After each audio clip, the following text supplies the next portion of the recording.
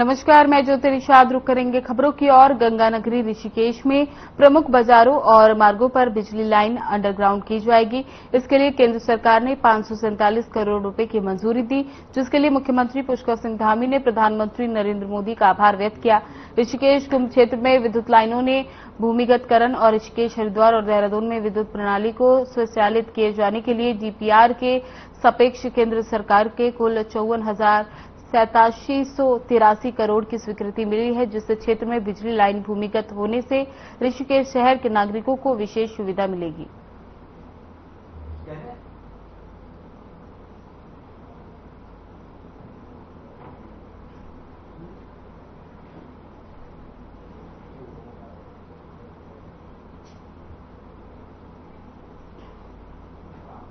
5 अगस्त को उत्तरकाशी के हर्षिल धराली क्षेत्र में भयंकर आपदा आई, जिसमें जानमाल का काफी नुकसान हुआ।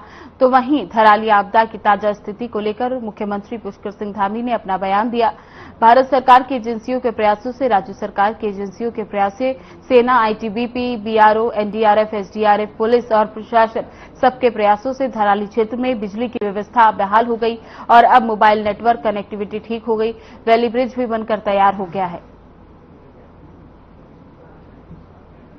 लोग हैं, ग्राउंड जीरो पर रहने वाले लोग हैं, सब मिलकर हमारी सभी जनप्रतिनिधि भी काम कर रहे हैं। तो ऐसे समय में सबको मिलजुल कर प्रयास करना चाहिए, न कि केवल जो है राजनीतिक कारणों से, राजनीति के कारण से हमेशा सवाल करना, ये अच्छी बात नहीं है। थोड़ा सबको मिलजुल कर आपदा के समय में आपदा पीड़ितों के साथ खड़ा होना चाहिए। सभी के प्रयासों से, भारत सरकार की एजेंसियों के प्रयासों से, राज्य सरकार की एजेंसियों के प्रयासों से, सेना, आईटीबीपी, बीआरओ, एसडीआरएफ, एनडीआरएफ, हमारे तमाम ऑर्गेनाइजेशन, समाजसेवी लोग, सबके प्रयासों से वहां पर बिजली की व्यवस्था बहाल हो गई है।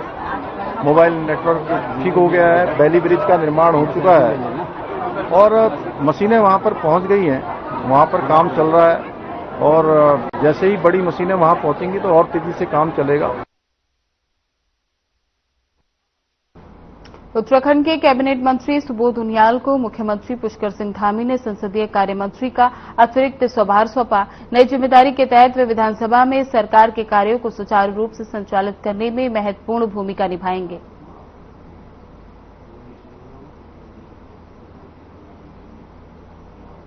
बता दें, सुबोध उनियाल को नई जिम्मेदारी मिली है, जिसमें उन्हें अतिरिक्त कार्यभार सौंपा गया है। ये आदेश मुख्यमंत्री पुष्कर सिंह धामी ने दिया है, जिसमें संसदीय कार्य मंत्री का नया कार्यभार उन्हें सौंपा गया है।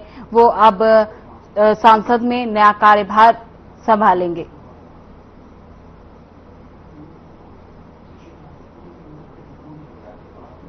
विकासखंड गदरपुर ब्लॉक प्रमुख पद पर पूरे उधम सिंह नगर जिले में हॉट सीट मानी जा रही है। 5 चुने गए क्षेत्र पंचायत सदस्यों के प्रमाण पत्र कोर्ट के आदेश पर कल रात कड़ी सुरक्षा के बीच रिटर्निंग अफसर के द्वारा क्षेत्र पंचायत सदस्यों को दिए गए। विकासखंड गदरपुर के अंतर्गत 40 क्षेत्र पंचायत सदस्य ब्लॉक प्रमुख पद के लिए मतदान जारी है। ब्लॉक प्रमुख पद के लिए बीजेपी और कांग्रेस के प्रत्याशी मैदान में हैं। सुरक्षा के लिहाज से प्रशासन द्वारा कड़े इंतजाम किए गए हैं। ब्लॉक प्रमुख पद के चुनाव को देखते हुए गदरपुर मार्केट को बंद कराया गया। चप्पा चप्पा पर पुलिस बल तैनात है। चुनावी मैदान में बीजेपी से ज्योति ग्रोवर और कांग्रेस से जसविंदर सिंह कौर मैदान में हैं।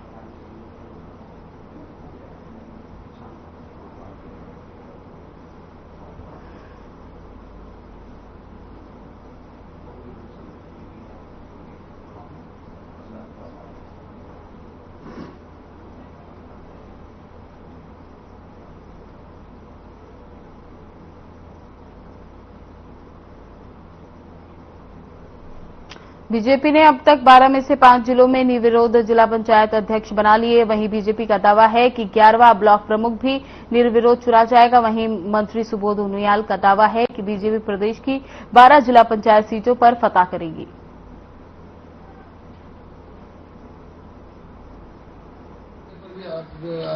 आपदा आई है, लेकिन निसंदेह जो ट्रेंड रहा है उसको देखते हुए आप स्वयं आप देख रहे हैं कि 4 जिला पंचायत अध्यक्ष निर्विरोध निर्वाचित हो चुके हैं और 11 ब्लॉक प्रमुख जो निर्विरोध निर्वाचित हुए हैं और 14 तारीख को पोल होने के बाद आप देखेंगे कि 12 के 12 जनपदों में भारतीय जनता पार्टी के जिला पंचायत अध्यक्ष बनेंगे। उत्तराखंड पंचायत चुनाव में एक नया मोड़ तब आया जब हाईकोर्ट ने जिला पंचायत अध्यक्ष पद के आरक्षण को बिना नियमावली के तय करने के मामले में सख्ती दिखाते हुए उधम सिंह नगर में चुनाव परिणाम की घोषणा पर रोक लगा दी। हाईकोर्ट का कहना है कि जिला पंचायत अध्यक्ष पद के लिए चुनाव की प्रक्रिया तो जारी रह सकती है, लेकिन उधम सिंह नगर में चुनाव का परिणाम याचिका के अंतिम निर्णय तक घोषित नहीं किया जाएगा। इस मामले की अगली सुनवाई 27 अगस्त को निर्धारित की गई। इस बीच भाजपा ने अपने प्रत्याशी को निर्विरोध विजयी घोषित कर दिया और पार्टी ने पहले ही जीत का दावा किया था। हालांकि अब भाजपा का कहना है वे न्यायालय के निर्णय का पूरी तरह से अनुपालन करेगी।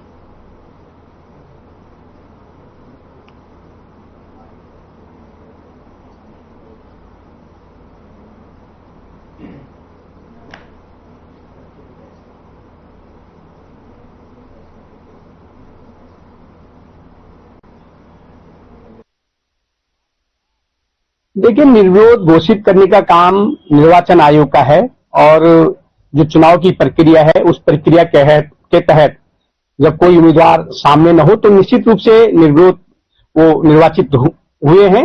लेकिन न्यायालय ने किसी बात को अगर कहा है तो उसका सभी को सम्मान करना चाहिए। हम भी न्यायालय के हर फैसले का सम्मान करते हैं।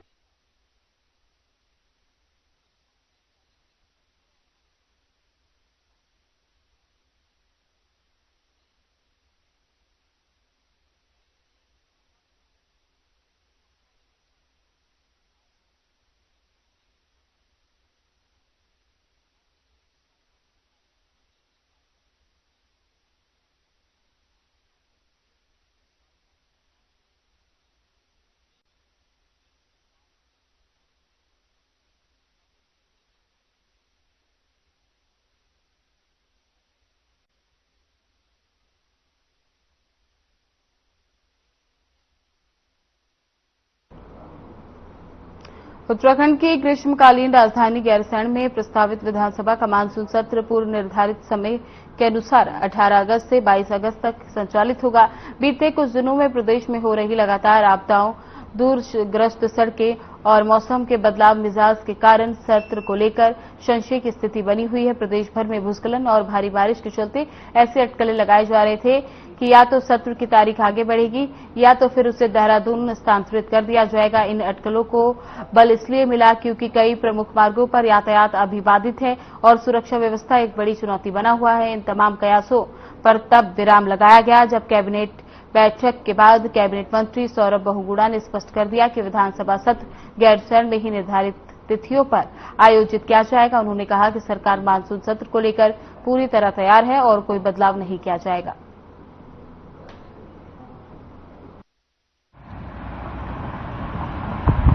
और मुझे उम्मीद है कि हमारा जो सत्र है वो भरारी सैन में ही होगा।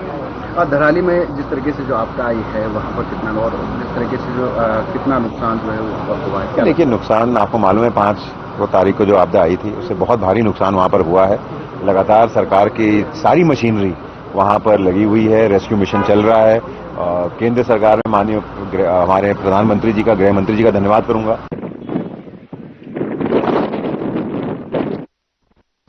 उत्तराखंड की ग्रीष्मकालीन राजधानी गैरसैंण स्थित भिराड़ीसैंण विधानसभा भवन में आगामी 19 अगस्त से 22 अगस्त तक राज्य विधानसभा का मानसून सत्र आयोजित किया जाएगा। सत्र से पहले सरकार ने एक अहम प्रशासनिक निर्णय लेते हुए कैबिनेट मंत्री सुबोध उनियाल को संसदीय कार्य क्षेत्र की जिम्मेदारी सौंपी।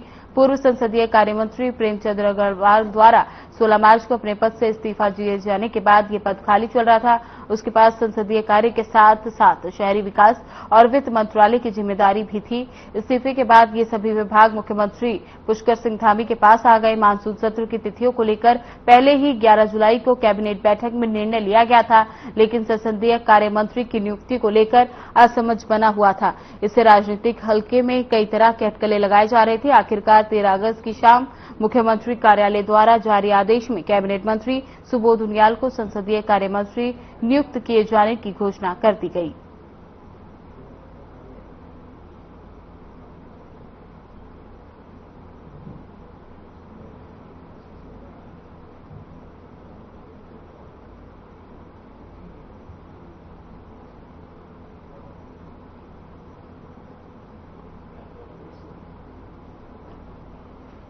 खबरों में आगे बढ़ने से पहले लेंगे एक छोटा सा ब्रेक।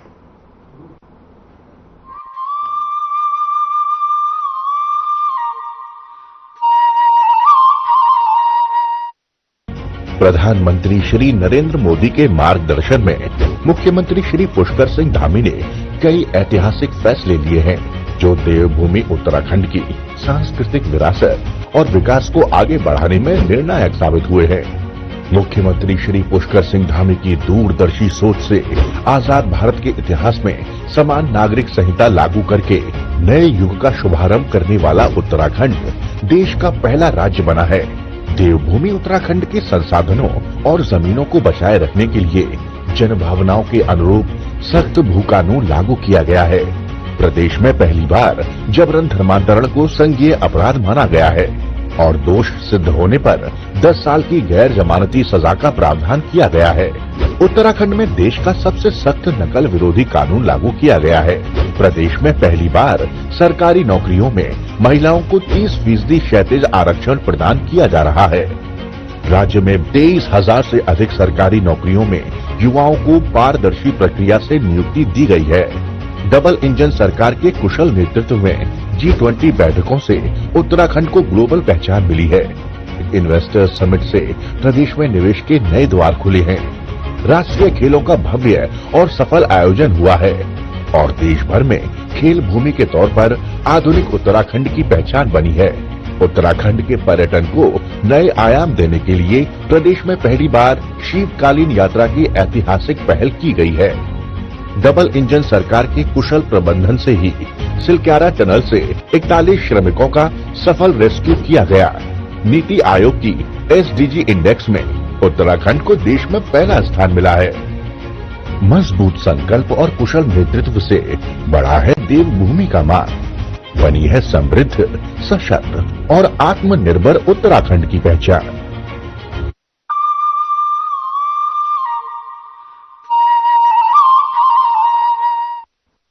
स्वागत है आप सभी का। खबरों में आगे बढ़ेंगे। देहरादून में जिला पंचायत अध्यक्ष और उपाध्यक्ष का चुनाव 14 अगस्त को सुबह 10 बजे से दोपहर 3 बजे तक किया जाएगा। बता दें, ये जिला पंचायत चुनाव सभागार में आयोजित किया गया, जहां लोग मतदान कर सकेंगे। साथ ही सभी नवनिर्वाचित सदस्य समय पर पहुंचकर अपना वोट देंगे। इस दौरान निर्वाचन अधिकारी ने सभागार में मौजूद लोगों से चुनाव प्रक्रिया में सहयोग करने की अपील की।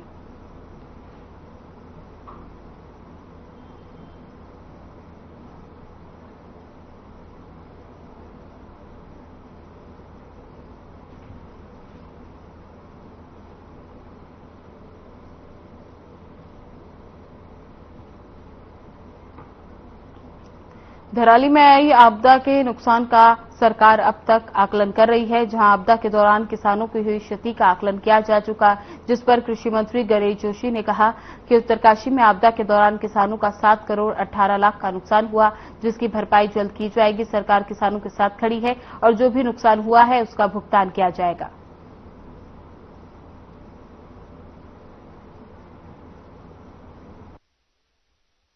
उत्तरकाशी जिले में 7.30 हेक्टेयर में कृषि की क्षति हुई है और जिसमें धराली में 3.10 की क्षति हुई है। इसी प्रकार उत्तरकाशी में 7,506.8 हेक्टेयर में क्षति हुई है और जिसमें 33% क्षति जो है 4,508 हेक्टेयर में है, जिसमें भारत सरकार द्वारा अनुमन्य मुआवजा वहां से मिलता है। श्रीनगर विधानसभा क्षेत्र के सैंजी गांव में आपदा के बाद गढ़वाल सांसद अनिल बलूनी और उत्तराखंड सरकार के कैबिनेट मंत्री डॉक्टर धन सिंह रावत ने प्रभावित क्षेत्रों का दौरा कर स्थिति का जायजा लिया और उन्होंने पीड़ित परिवारों से मुलाकात कर उनका हालचाल जाना, साथ ही हर संभव सहायता का उन्हें भरोसा दिलाया। इस मौके पर सांसद बलूनी ने कहा कि विभागीय रिपोर्ट के आधार पर पीड़ित परिवारों का सुरक्षित विस्थापना सुनिश्चित किया जाएगा। उन्होंने ये भी घोषणा की कि सांसद निधि से 10 लाख रुपए जारी किए गए हैं, जिनका उपयोग केवल जरूरतमंद क्षेत्रों में ही किया जाएगा। कैबिनेट मंत्री डॉक्टर धन सिंह रावत ने बताया कि प्रभावित क्षेत्रों में 3 दिवसीय स्वास्थ्य शिविर का आयोजन किया जाएगा, ताकि स्थानीय लोगों को प्राथमिक चिकित्सा और स्वास्थ्य जांच की सुविधाएं मिल सके। साथ ही उन्होंने बताया कि राशन, गैस, बिजली और पानी जैसी मूलभूत सुविधाओं की व्यवस्था पूरी कर ली गई है। वहीं पीड़ित परिवारों ने सांसद और मंत्री द्वारा तत्काल सहायता और मानवीय सहयोग के लिए आभार जताया। देखिए, जो पिछले दिनों जिस प्रकार से आपदा आई है और वास्तव में यहाँ आके पता लगता है कि कितनी भीषण आपदा आई है, कितनी भयंकर आपदा आई है।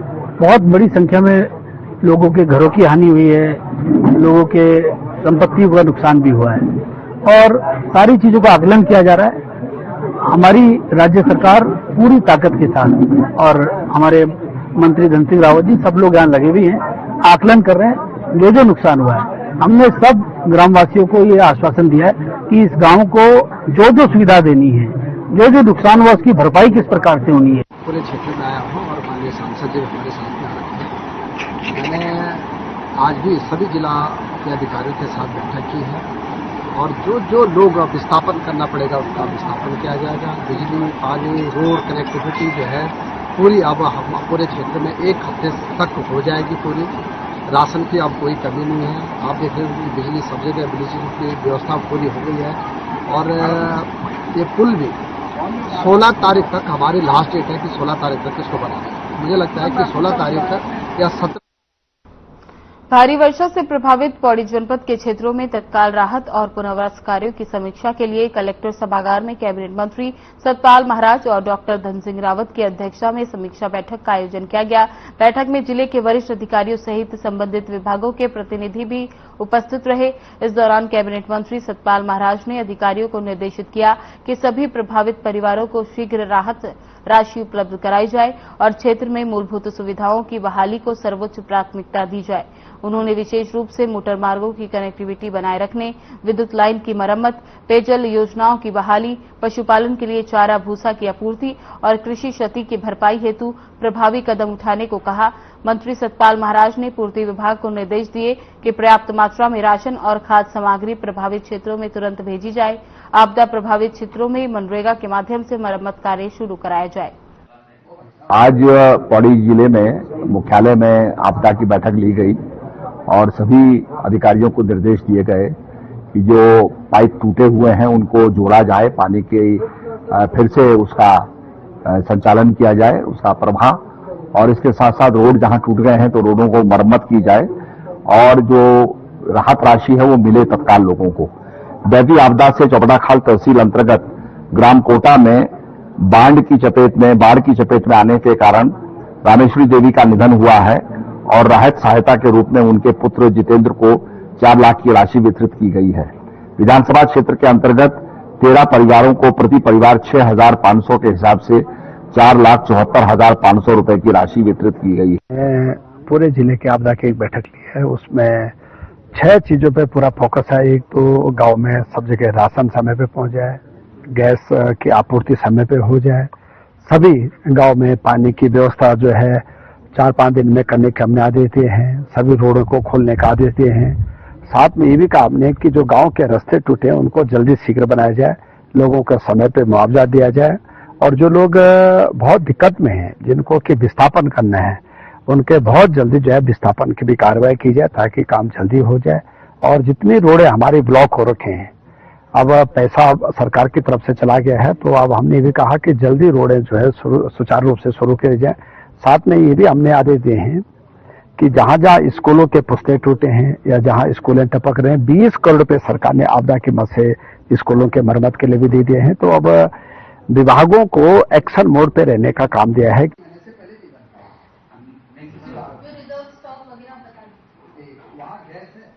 चलेंगे एक छोटा सा ब्रेक, जल्द लौटेंगे।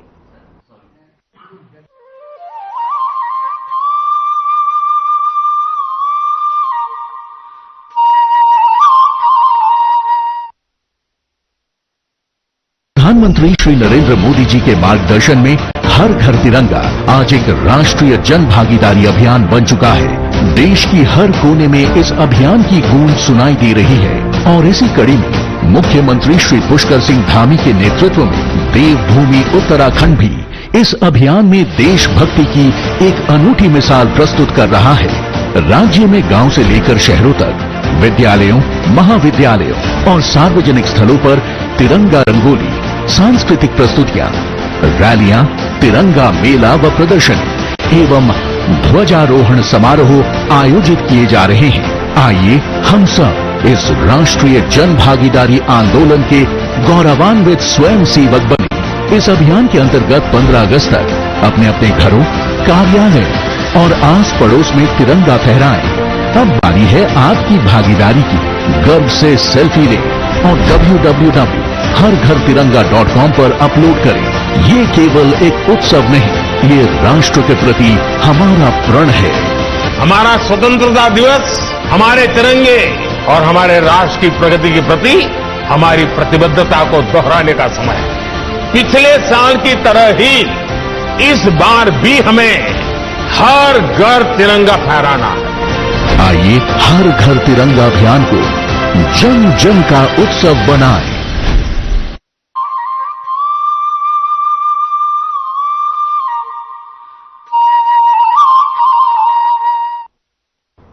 ब्रेक के बाद स्वागत है। आगे बढ़ते हैं। कांग्रेस प्रदेश अध्यक्ष करण माहरा ने धराली आपदा पर चल रहे कार्य पर सवाल उठाए। उन्होंने कहा कि धराली आपदा को इतने दिन हो गए हैं, लेकिन हैरानी की बात यह है कि प्रमुख सचिव, गृह सचिव, कमिश्नर गढ़वाल, आईजी गढ़वाल जैसे शीर्ष अधिकारी अभी तक धराली जाकर आपदा पीड़ितों की हाल तक नहीं जान पाए। उन्होंने कहा कि 5 तारीख की घटना के बाद भी शीर्ष अधिकारियों का घटनास्थल पर न जाना ये दर्शाता है कि सरकार आपदा पीड़ितों को लेकर संवेदनशील नहीं है। उन्होंने कहा कि भाजपा सरकार और उसके अधिकारियों की संवेदनशीलता केवल भाषणों और बयानबाजी तक सीमित रह गई है। कमेटी ये अपनी जान को जोखिम में धराली को लेते हुए एक और भयानक तस्वीर उत्तराखंड की मैं आपके सामने प्रस्तुत करना चाहता हूं। 5 तारीख की भयावह घटना हुई जब खीरगंगा से मलबा नीचे आया और पूरा का पूरा धराली जो है बर्बाद हो गया। आज 12 तारीख है और इतने दिनों के बाद भी ना तो कमिश्नर गढ़वाल, ना चीफ सेक्रेटरी, ना होम सेक्रेटरी, ना आईजी गढ़वाल जैसे जो महत्वपूर्ण पद हैं वो अभी तक वहां नहीं पहुंचे हैं। मुख्यमंत्री भले ही वहां गए हों, लेकिन चीफ सेक्रेटरी को एक बार वहां जाना चाहिए था। ये करण मेहरा जी मां पूर्णागिरी पर्यावरण संरक्षण समिति के नए कार्यालय का अध्यक्ष दीपा देवी ने फीता काटकर शुभारंभ किया। इस दौरान समिति के लोगों ने निर्धन बच्चों की शिक्षा और महिला सशक्तिकरण पर कार्य किए जाने का संकल्प लिया।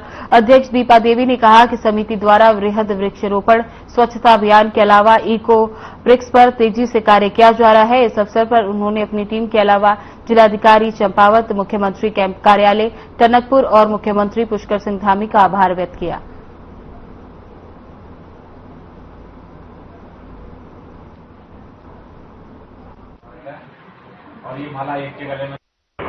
आज कार्यालय का उद्घाटन हुआ है, जिसके लिए मैं सभी पदाधिकारियों का, सभी का धन्यवाद, आभार व्यक्त करती हूँ। और यहाँ पर उद्घाटन हुआ, बहुत ही भव्य रहा।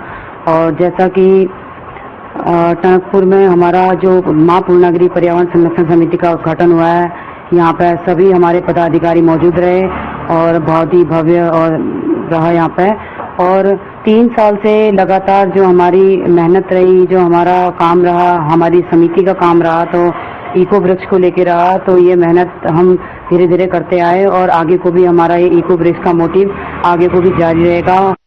सबसे पहले तो मैं आपका धन्यवाद अदा करता हूं कि आपने इस कार्यक्रम की बेहतर तरीके से कवरेज की है। आज बड़े हर्ष का विषय है, मां पूर्णागिरी पर्यावरण संरक्षण समिति के नए कार्यालय का उद्घाटन हुआ है और इस कार्यालय में तमाम लोग जो हमारे ग्रामीण स्तर से, वार्ड स्तर से और नगर क्षेत्र के जो पदाधिकारी रहे हैं वो यहाँ पर पहुंचे हैं।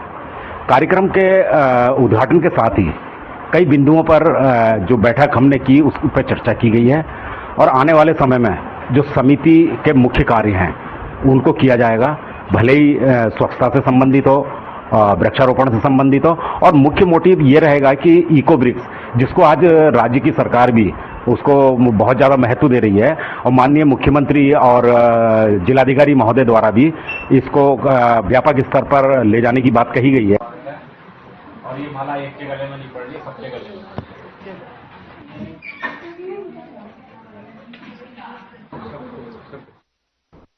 फिलहाल बुलेटिन में बस इतना ही। बने रहे हमारे साथ। नमस्कार।